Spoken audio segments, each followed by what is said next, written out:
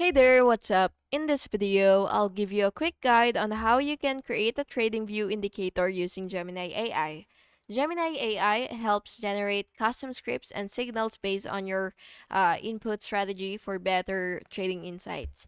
So once you've opened your TradingView, you will just have to select any chart you want, and then just click full chart and wait for it to load. And once you're here, you will just have to select indicators, and then you will just have to look for Gemini AI. So you do have to make sure that you do have Gemini AI, okay?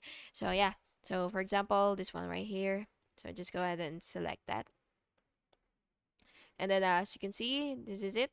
So yeah, what you will have to do next is you will okay, so okay, go back. So make sure that you actually have the Gemini AI under your indicators and not this one right here because that's under your community. So again, you do have to make sure that you do have Gemini AI. But if you do see your Gemini AI, again, you will just have to click that and then you will input your strategy by entering your rules or desired conditions.